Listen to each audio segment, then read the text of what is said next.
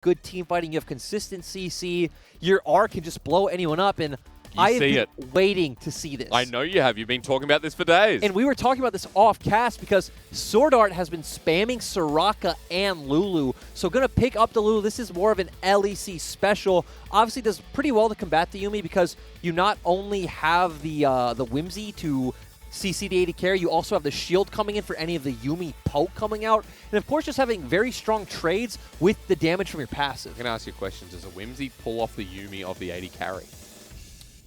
I want to say yes. Okay. Yes, it does. Okay. That's an interesting dynamic. Of course, we'll get to double-check in game anyway. Olaf is there. You're going to see bans towards jungle now. I apologize for the audience at home. We are looking towards nailing down JJ because EDG already have some pretty strong picks. And pick and ban's going to be very different, so maybe I shouldn't apologize because we're going to have a very different pick and ban at that. Yeah, and so both teams are already building up towards scaling late-game team fights. On the side of Suning, it's kind of strange because we'd want to see some kind of frontline tank, but been not really known for that role, especially with the Ornn being banned out. I guess you do have the Lulu, her ultimate coming in to buff up that Trundle or really anyone on your team to kind of take that role. Something like a Galio as well could be annoying, but that's been banned away by EDG. Targeting Angel. We do still have the Wukong open, which obviously is our highest priority top laner here in the LPL. And that's been a champion that Bins love to play and would kind of secure your ability to get on top of something like an Ezreal. They go for Camille ban instead, which Bin pulled out in the series against Invictus Gaming. I mean, it's Bin's main champion. It's what he loves playing in solo queue. His name was based around Camille for a while, and I'm actually kind of glad they banned it away because I don't want to see Suning this sort of 1-4 play style. It seems like where they've really struggled and where we've seen Bin go over-aggressive. Instead, just stick to that sort of aggressive team fighting comp. You already have your scaling elements in there, and Bin has looked amazing on this champion. Especially when you got the Lulu by the side, right? You just want to make it super simplistic. You've got EDG now, though, in an interesting position. Audi doesn't have the Ornn that you mentioned before was a lot of the success. Jejez Lee Sin is his favorite champion. You could go towards the Mordekaiser, right? It has a good laning matchup into the Wukong, and you already have this composition that's able to try to kite out what Suning have drafted. And obviously, Mordekaiser works very well in those situations. You have a lot of kind of inherent threat if the enemy team comes onto you. Let's flash back to playoffs as well, or at least the end of the split, where Audi on Mordekaiser was massive. It was his best champion in my mind. Yeah. He was looking really good on it, but of course, Renekton will also have a strong laning matchup into the Wukong, but will fall off a bit in the late game. But when you're paired with a Yuumi, you can try to be this kind of sustained tank in the front of these team fights. Also, a lot of bruising here. We'll talk about EDG's comp in a second, Lyric.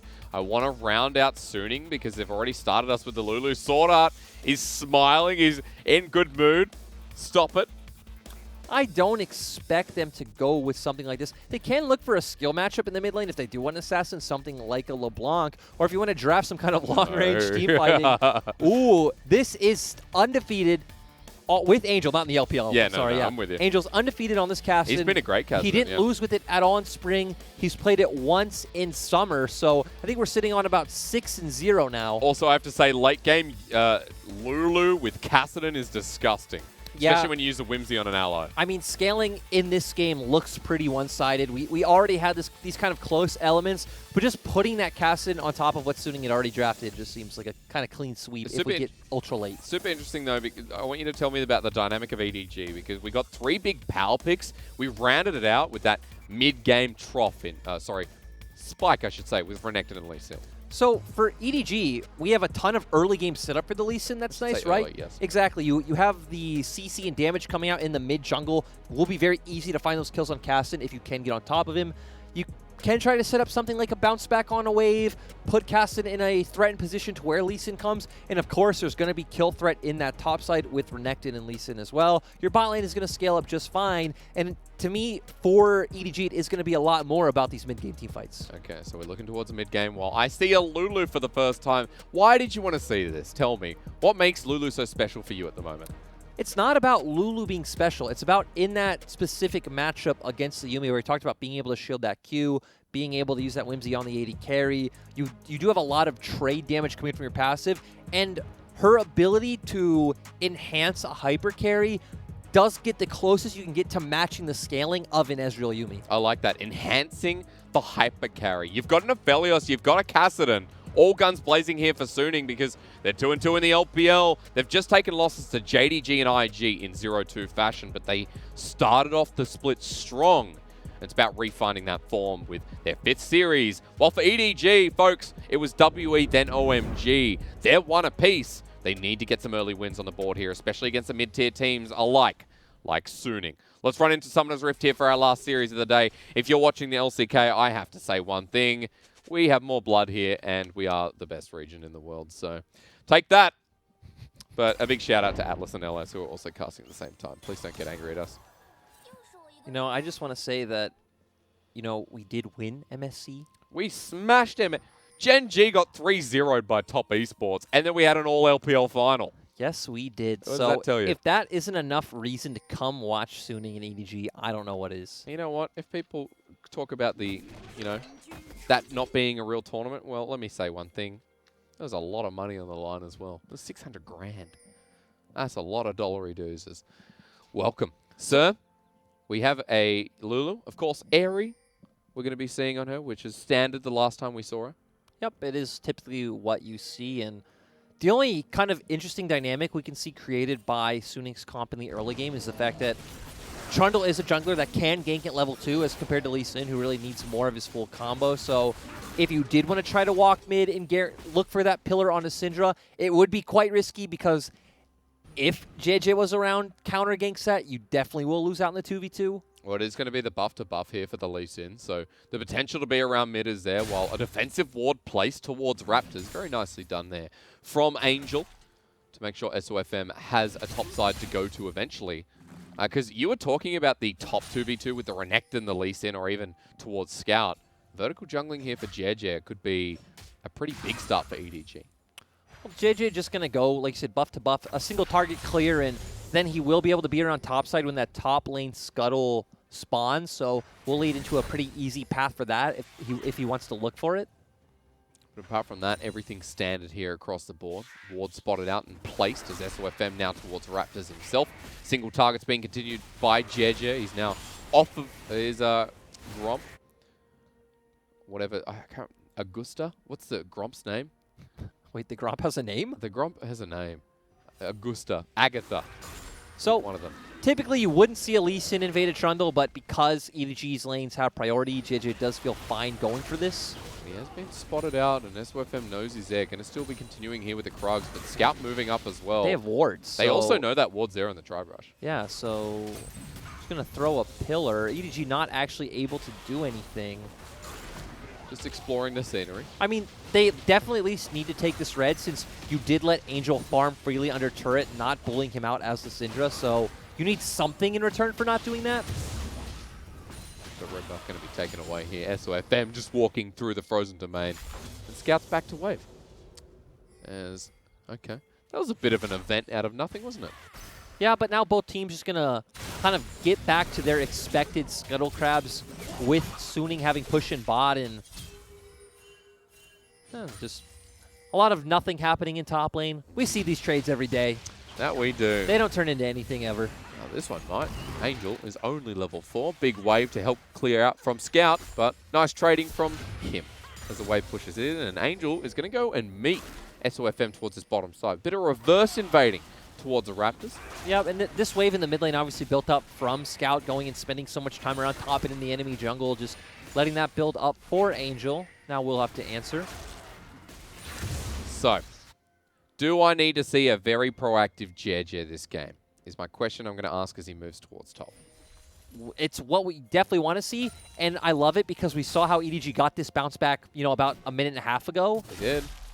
Mid's going to truly regret it. Cripples there, Sonic Wave, not finding its mark, instead getting the shove in wave as Bin just pays the respect. And Audi's still going to hold this here. Makes it a little bit more dangerous towards that top side. I like that SOFM didn't stay on the map too long, didn't clear his bot camps because it could have led to some kind of maybe cheeky play of JJ looking for a return gank top, but we do see SOFM is predicting that this can happen, so he's already shadowing top. especially with the low health bar on Audi too. But you know Renekton, he has the sustain. Well, Bin has no mana, but teleport available as he's now going to be backing away. So lane state's in favor here of EDG, especially after the fact that we see the 15 CS lead with the wave pushing back out and teleport in the top lane about to commence. Yep, so the slow early game is what we expected coming into this match. But then mid-game, we moved, don't we? I mean, even early game, we could have moved, right? EDG tried. EDG drafted this composition that's able to, but not being able to find the windows thus far, not being able to create the windows either. They really tried with that first top gank, but some good pathing by SOFM to counter it. I guess 5 minutes is early, though, so a lot more early game to be had. Yes, there is. And yeah. maybe by the 8-minute mark, you know, we start seeing some Rift Heralds. That's when things will get a bit more action-packed. We get Shelly and then, I don't know what they call the second one. Shelena. That sounds perfect. You don't watch enough LCK. It's almost like it's on the same time as the LPL. It is on the same time. You're right. And I will say, they have 4 days a week. We have 7. So that is also true. There's a lot to watch here. Is also for JJ. Oh my lord! Angel flashes a bit too late there at the end too. That first blood, well deserved by the duo.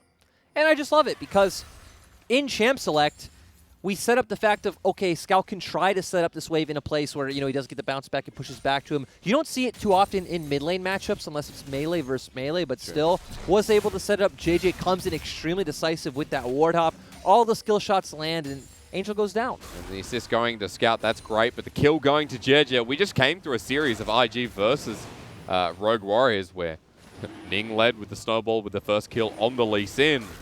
For Suning, this is going to be difficult. 600 gold lead here for EDG, while Ocean Dragon is going to be the retribution for Suning, who managed to get the shove out in the bottom side and join up as well. So Ocean kicked the game off. It's going to be an Infernal next lyric. There it is. Infernal. But here's what happened. Big stacking wave of Angel going into Scout. He actually has no mana, but Scout of the weak hits ensures the Sonic wave hitting as well. And then Jiji just being nice, hitting that flash really fast, making sure they secure that kill. Really rough for Angel there, flashing and thinking you're going to get out with a sliver of health. But yeah, the audio, as you said, connected. Now, for that, with that first blood along the line, Ping's being shoved down towards blue buff. But JJ right now shadowing mid once again. And we actually haven't talked a lot about... So JJ wants to shadow mid, right? Gank mid, rotate with Scout towards top. We haven't talked a lot about what Suning wants to do. SOFM just needs to kind of shadow his laners, make sure they don't get dove, make sure there isn't too much action on the map, and allow this game tempo to keep going very slow. But if SOFM gets caught out, I mean, that's against the game plan. He flashes away. That ward in the brush. Dividends for EDG. Yeah, EDG have now tried to make this play top twice, forcing out SOFM's flash, and zoning Bin off of some experience. Going to feel good to walk. Ooh. Oh, and Unleashed Power is back up and available again. Bin, surprise, surprise, at half health will use his Cyclone, but with the Dominus, Scatter the Weak, nicely done. And JJ getting out. It's a kill over to the mid lane, and EDG are dominating this top side. Audi feeling amazing. So we remember when Audi came in, Audi and Junja, this team continuously ganked the top lane, and it's very weird for EDG because EDG's historically been that team that plays towards bot side, right? Yep. Especially when you had people like Deft and Mako really demanding all those resources. But throwback, yeah. Exactly, with people like Mouse in the top lane just sitting up there crying. So Audi bringing a new voice to EDG, calling these guys up top consistently and finding an advantage. The voice has been super strong. He's 30 CS up in this matchup. He did that before the I don't know what to call them. The Glory team came up towards topside, and now SOFM getting bullied himself. Conqueror enabled, JJ's out. But Subjugate in front of the Herald as a Scatter the Weak above all. Angel may be 6, but the damage still available for EDG. With Boon moving down, maybe that's enough. Even Sword Art makes the roam as well, so for Suning, that objective was well fought for. Despite the setbacks with Bin being so far behind and, you know, giving over some kills, Suning are still the ones securing all the objectives, and the state of the game is still extremely slow. Well, it might be for now. Yumi's joined the mid lane. But that's good. For Suning, that's a positive, right? We're not saying, oh, it's slow, this is a bad thing. Suning are like, cool, this is going slow. We have the hyper carry with the Lulu. We have the Casted in the mid lane. We have this Trundle that can steal any resistances if that this Renekton ends up buying, so... Suning are in a good place. Yeah, because you're up against a Lee Sin Renekton. Right now, what you want is sit back and give them nothing more. Exactly. So Suning are executing on their game plan. EDG are finding some windows, but they are the ones who need to be getting things like the Rift Herald and these early dragons working up towards an Ocean Soul. Not an Ocean Soul, a Dragon Soul, I'm sorry. Well, it could be an Infernal or a Mountain looking at the board. Cloud's going to be up in 145, and JJ is still pushing that limit, looking for invades. Still finds himself up in experience due to the early blood and experience advantage. While I got my eyes towards the top side, I know we are focused on Scout and Angel here, but look top with the CS discrepancy. To be fair, they did posture for 2 dives, so he didn't really get much of a chance in an already losing matchup. As we are still looking mid because Scout has just been pushing off Angel, who you saw in the last fight has ulti. At least Bin gets the shove here. That's nice, but he did buy the Tiamat, so it does help kind of guarantee a non-interactive laning phase if you want, right? Because you can just kind of spam that, clear the wave instantly, and back off. Nice bit of health as well, which will come in handy when JJ shows his face up here yet again. And Bin says, leave me alone. Scout coming up as well. Round 3. Top side was the name of the game for EDG. You have the Ezreal, Yuumi, and bot. You don't really expect anything out of this. And sadly, this time SOFM is nowhere to be seen. So Bin once again having to back off, but Scout having to make it back to the mid lane since Angel is pushing in that wave. But Suning are actually posturing for an aggressive player on bot right now. Everyone grouping up. Gravitum available as well. Moonlight Vigil lands on top of Hope, but it's Infernum, so does nothing. The turnaround onto Huanfeng forces the wild growth. The poke was massive there. Hope no longer has the true shot barrage, but that was great by the bottom lane of EDG. EDG were the ones finding 2v2 kills against Jolmung and Missing in their first series. Looking great. Of course, they were on a Kalista Nautilus, Kalista set bot lane, so a lot more aggressive, but there's no doubt in their proficiency in lane. As Angel now going to find himself in a bit of a sticky situation. He has to flash over the wall as the Realm Warp, or what do we call it? The Rift Limp is only level 1 here. The Rift Walk, as I Rift would Walk, it I is, would but it is a bit called. of a... I think we call it walk again, don't we? Because it's no longer a limp. No, it's kind of like a... The distance is pretty nice.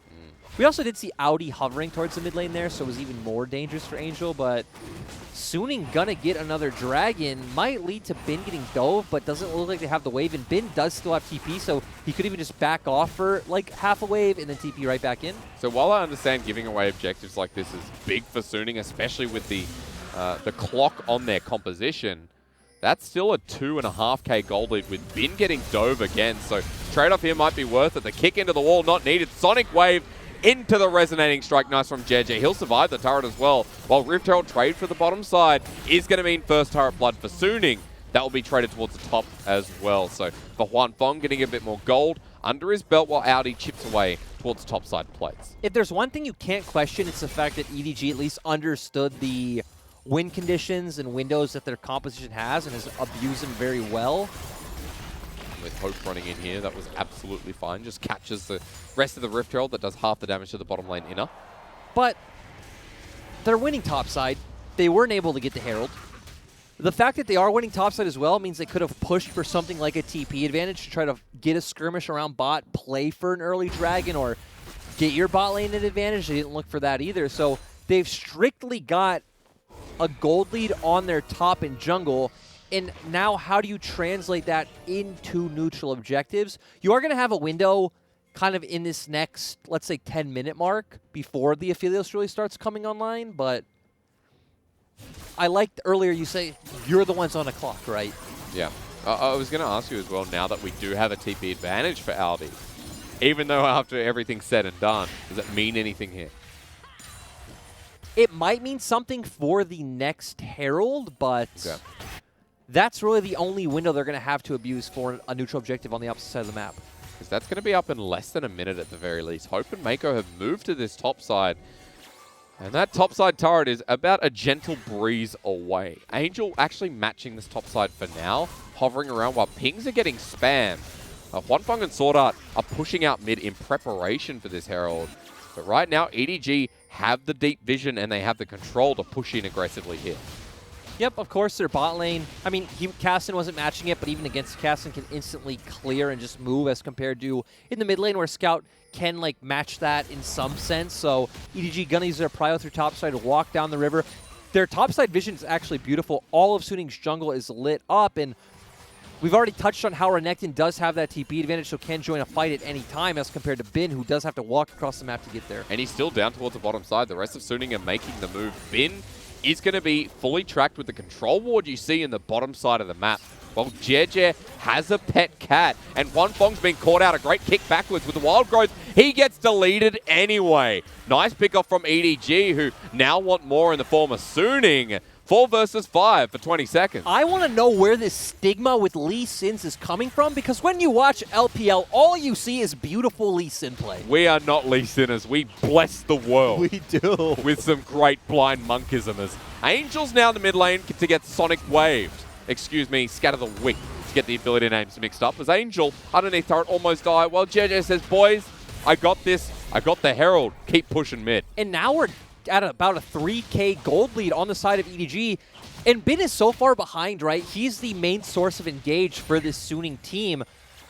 If he goes in, he could just end up getting deleted from Scout, JJ, and Audi with how far ahead they are. We've seen a lot of Trinity Force Wukong. Is this the adaptation build? Do you want to see the Black Cleaver coming in here instead, just to simply get a bit more help? Or at least cheaper item? At this point, probably, yeah, because you don't even need to be a big damage threat for your team, right? You have a Caston and Aphelios, and again, you have a Lulu to buff up that Aphelios as well, so you really just need to serve as a consistent frontline who can get on top of EDG and allow Angel and Huanfeng to do all the work. We'll be looking towards Huanfeng. He's got the Infinity Edge. I will pass through this quickly because items right now still at the 1.5 point here for Suning, while you look towards EDG, and Hope is still sitting on Sheen, Manamune. Also note that Scout is heading towards a Spellbinder, it seems, for his second item, the 102 Syndra, who now starting to develop a lead. And there you go. I believe that's his solo kill. For now, on the side of EDG, you just keep playing around what you've been doing, right? Use your pressure from the Renekton lane. So he still does have a TP advantage. So put him up towards top since Dragon's going to spawn right now. Have JJ play around the Syndra since Scout is quite strong as well. Try to find any picks. If not, Dragon's up in 20 seconds. All 4 of you group up while Audi's putting pressure on top lane. Have him TP over, secure the Dragon of the fight. I'm also going to note that having an Infernal Rift with this composition for EDG must feel nice, right? Yeah, I mean, what composition doesn't feel nice? That's also true. He's just still roaming around with the cat. SOFM top side. He wants a bit of Audi, but this is a potential 1v2, I'll say. No, Bin's coming in as well. So Suning saying, hey, we already have 2 dragons. We're just going to try and find a kill and guarantee some gold on the map for ourselves. Now begins the potential to outplay, but it's going to be hard. Angel matching the level 2, but the wave instantly cleared away. And away they go. But I feel like they had the window at first when the wave had initially crashed, if they would have committed. And now with their indecisiveness, they've given away bot turret, they've let Hope free farm mid, they've lost Dragon, and they just wasted time not collecting any gold or experience on any of the carries who were there. We now go to 4K gold leader there as well at 18 minutes in the game. JJ continues to look for something to punish. And we've been talking about EDG's vision here. Now that they're in control, that'll continue forward. Deep vision towards the blue side. Hope goes back towards mid. They're taking more turrets. This outer turret mid is actually just free. Yeah, EDG just going to be able to secure this one based off the advantages they've gained in tempo through Suning misplaying the map. Have we talked about Suning in the previous series yet? Because what were your general thoughts?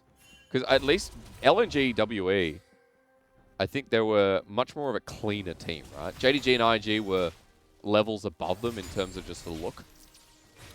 Yeah, I'm still pretty undecided on Suning because, especially now where they're going with these like look at this composition, right? You don't really have necessarily a window to play around in early game compared to what EDG have drafted to. Yep. You're pretty much at their kind of whim until mid game, and we're not getting to see much. But in other games, I feel like we have seen some good proactivity coming out from Suning. To me, their biggest problem is still their teamfight coordination, but we talked a lot about their comms coming into this, right? Yeah. That's a big part of it too, is you talk about EDG's coordination right now. They're coordinated to kill Bin. 3 people here. Rift Herald's going down.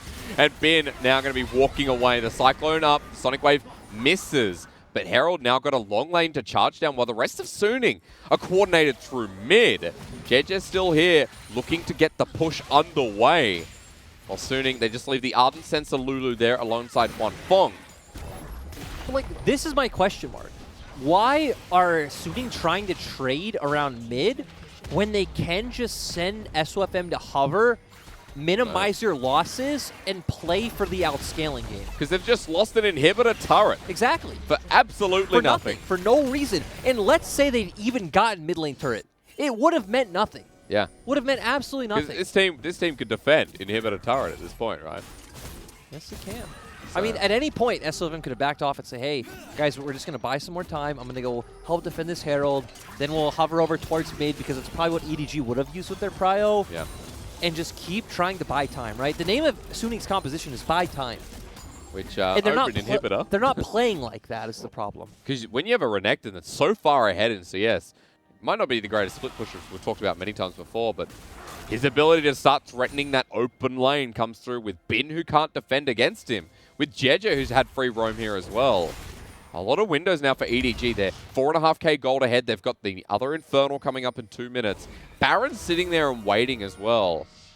And EDG with full control around it. And I like this. JJ has any choice he wants. It's about playing around the side lane with your soul laners, trying to find a pick until something like a dragon comes back up. So they're doing that beautifully. They keep setting up vision quite well and just looking for picks, right? They have a lot of single target CC and damage coming out from their fed members on their team, and they're playing with it. And now it's almost guaranteed, right? The Spellbinder second item here for Scout. 1 Scout of the week, 1 kick against the wall. And the damage is going to be too immense for Suning to deal with. Also note the Mirror Mana is complete here for the Ezreal. 2 items pretty much across the board with Death Dance on the way. And EDG again have rotated faster, have caught Suning unawares. That's just another free turret. Turret number 6. It's just great to see you sending JJ to hover top, guarantee that priority, bounces back to mid lane, pairs up with Mako while Hope's just farming safely, goes into the jungle, gets all that deep vision, and while Huanfeng's forced to answer that wave under tier 2 turret, they just rotate everyone to take another tower in top side. Easily done. 22 minutes in. Dragon up in 50 seconds. EDG have reset just in time to walk back on the map and have about 35 seconds to spare, while Suning have not. Going to get the shove through mid. Again, Ardent Sensor Lulu, so Huanfeng is clearing these waves pretty damn quick with the Renan's Hurricane as well. At the same time, Suning is all heading top. I guess they do have an Aphelios if they want to try and like bluff EDG and say, okay, you go towards bot side. We can jump onto this Baron at any time. And TP is up for Bin as well if they choose to take a fight around it, which, as you're about to tell me, is probably not the go. I'd say you probably want to wait for one more item on both of your carries in mid and AD carry, so just buying more time. You're not at a point where you necessarily need to fight. I noticed that Bin went Trinity Force as well. I know we were just talking before about getting some stats quickly, but it's going to be a strong first item. I mean, there is still the argument and sentiment that when you are behind in the game, it is better to just buy full-on damage because it's like the positions you need to be in, you need to be able to get onto the enemy carries anyway and be able to delete them as compared to defensive stats where, you know... Different role. I mean, exactly. You're not an Ornn. But his role in the comp that they've drafted with him falling behind is where it's like, well, I feel like you can justify just getting more defensive stats in playing the role of a CC bot. We'll have to see what, the second item is, because he's still sitting on the bag of whatever those shoes are, the tier 1s. Eventually going to turn tier 2. Versus Audi, who has himself a Death Stance now as well. And also a bounty. Everyone on EDG has a bounty, bar Mako, which I feel like he's been done dirty. It's because he's playing Yuumi. Yeah. Can't get a bounty. They're Feels saying, bad. look, this champion is a little bit busted. We can't give you the adoration that you deserve. To be fair, though, Ezreal at the moment with the build is pretty damn good as well. All right. We're at 24 minutes in. We have 4 kills. 2 LCK streams on here tonight. Oh, God. You got the multi-stream as I requested. And you've also got EDG heading towards Baron. Suning doing the same. Not another dragon for 4 minutes. As you saw before, it was easily taken by EDG. And we're just going to be hovering around this for quite a while. We also have Bramble Vest coming on the Kassadin We've seen this before, actually, so it's not as crazy as you would expect. He's also typically been put in lane against the Renekton. He wasn't that time, but we have seen him up against Audi in the side lane. My favorite Cassidy build, still the Doomby one with Righteous Glory. That was a lot of fun to watch. That's every Doomby champion build, though, like the Rise. But you don't expect it on the Cassidy. As JJ really just face-checking against SOFM. Not really scared either. Been hovering around the side, but EDG confident, especially Scout. He's got a Banshee's Veil now. So the first Cyclone might not connect. Also, Hope at almost at the point of that death stance like you already talked about, so going to be really hard to kill. And even Bin, I don't feel like he can just aggressively run forward. Like, you do have all the defensive stats coming out from that Lulu, but feels like it would be a waste of cooldowns, and you would still prefer to find something like a flank. Of course, they don't have any deep vision. Just look at the map, right? The map is completely dark once we hit river. That's why Suning keep walking into this brushes. JJ's going to go on in. Angel jumps as well. Nice safeguard away, but that's Subjugate. That ultimate is down, and Yuumi heals a bucket load without Athene's. So now we're just going to siege mid, apparently, as Hope's by himself. He doesn't have a Yuumi. Suning almost closed the gap. And you can kind of see for Suning still holding onto this turret. The clock goes on. Let's not forget what you said earlier in the game. We're at 26 minutes now. We're almost towards 3-item Aphelios, 2-item Wukong, 3-item Kassadin. This game is slowly but surely going towards Suning. And there were a lot of games coming into LPL that I doubted Cass, and I thought, okay, well, he's not going to get to a strong enough point to where he can impact these games. But we've seen too many times where a 3-item Kassadin just completely takes over a game. Yeah. Coming up very, very shortly. I mean, Angel. He had like an 88% win rate or something. So it's pretty ridiculous pretty much at the moment. almost every time. Because a lot of the time, we skirmish a lot in the LPL. He gets an early lead out of mistakes, and then you can't stop him from there. That is exactly what happens. we see a 2-0 Kassadin at like 8 minutes off of a skirmish that he probably shouldn't have won. Hey, this is why in a lot of my Chinese solo queue games here, I see a lot of Kassadin because of the level 1 invades. You know what? And then he finds a random kill when he should never, and the game is lost from 2 minutes in. But this time around, it was Scout dictating the lane, of course, but Angel, he's got himself Seraph's Embrace now. We're still keeping track of his items. Also about to be level 16 off these Krugs. I was going to say his level is about to tick over to the... Yes. Wait for it. Yeah. Yeah. Ooh. Level 16 into the coffin. This is where if we had like a crowd like cheering for wards, like there would have been like a nice crowd reaction. But I remember the when we were in Hongqiao, the crowd wasn't cheering for that kind of stuff. You know? Yeah, you're right. We got the Jayos and then a TSM chant. And then I remember you guys did get TSM chants. It was quite interesting. It was because someone started cheering about LGD being the meme. I remember you guys used to get tons of LGD chants. Yeah, all the time. Yeah. It was such a meme. Now it would be V5, I feel, as JJ's actually been called out without a Yuumi. To go golden with a stopwatch is nice. The Scout gets an even nicer Scout of the week. Audi uses Dominus. Now, EDG, they're very slow here, and they keep getting caught out. As maybe not. SOFM is also getting caught out. And, well, there we go. There's a key. There's numerous key ultimates coming out, actually, because Ben had used the Cyclone. So EDG get a third Infernal Drake. Yay. And then we got one more. Can we get some blood, please? What is this? I don't know. I don't know. Sir, I came here for a reason, right? I came here for blood. I came in. I guess the disappointing part too is after the series we had just before this, not because it was necessarily fast, but because it was really hype, right? Yeah. We saw a lot of shenanigans. We saw IG playing the IG way. We saw Lei making a lot of mistakes. Especially the game 2 riders. Scout might have found a pick, but Angel's in a flank. Oh no, we've hit Kassadin level as Scout. Might be jumped on here. Finally a fight. I've been asking for it. EDG jump on into the backline. The kick not enabled as JJ just dies. And EDG, this could be the point of regret. And that was pretty much just JJ getting too confident, saying, okay, Kassadin comes in. He got to about half HP. I can do it. Jumps into every member of Suning. Nothing happens. We haven't seen them fight full on for a while. Are we just at the point where Suning have outscaled? We have seen no team fights. We've only seen dives in the top lane. Think about it. All of EDG's kills. And we're at Baron.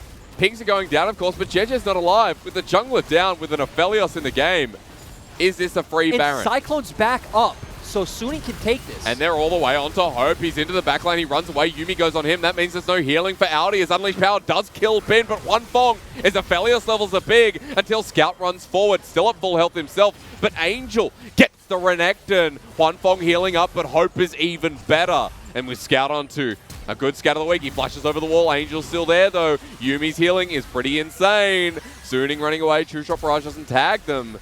But SOFM and Sword Art escaping for their lives. While Hope is going to be chasing this one. Mako helps him run forward. And Unleash Power. No, it's not available because it's an Ezreal. Forward Hope goes and they get a kill. That was a fight. So the deciding factor, obviously, is that Bin wasn't able to lock down Hope. Hope was able to flash out of the Cyclone. And sure, Shooting were able to kill pretty much all the other important members of EDG. Scout didn't go down, but Scout also ran out of mana, so he wasn't too big of a threat. Hope just able to dish out so much free damage after that because the Wukong Cyclone is your only CC. Other than the Gravitum, but, you know, the chances of you hitting that Gravitum on the Ezreal are quite low. That was really great. It was hard to track because I wasn't used to a fight, especially in this game, as EDG will pick up the first Baron of the game, but my confidence still wavering as we look at this one again. Yeah, so we're actually going all the way back to the initial one where Angel jumps in. JJ getting super hypey right here, goes for the kick, isn't able to get it the way he wants, and just ends up getting deleted here. Wukong hitting the Cyclone, not able to get Hope, and just keep your eyes on Hope. He's going to dish so much free damage. Good ultimate coming out from Scout actually to start this one off, but just hitting all these Qs, and Scout as well. There's just no more follow-up engaged from the side of Suning. Scout was massive in this fight. I mean, Ooh, Scout this is a Scout of the week, but yeah. I wish we could see the damage numbers here because I'm still sure Hope did the lion's share, which I guess is what you'd expect. Hope and Mako. I mean, the Ezreal Yuumi once again. Let's get the beer buff. 3.2k for EDG off the Baron. As you've got a 4-item Ezreal, he's got GA, he's got Death Dance, just the usual here with 4-item on Scout as well. Making the Void Staffers. We got a 1v1 brewing, Unleash Power. It's still a Syndra. It's still a triple Infernal Drake Syndra with a 6k gold lead. Give her Infernal Soul and Angel is dead there. He had Zonya's Hourglass. Good not to burn it because he would have definitely been dead. You know, what's up, sir? I don't think scaling matters. You don't? I just put that in context. Triple Infernal, 6k gold lead. That's very true. Yes, it is.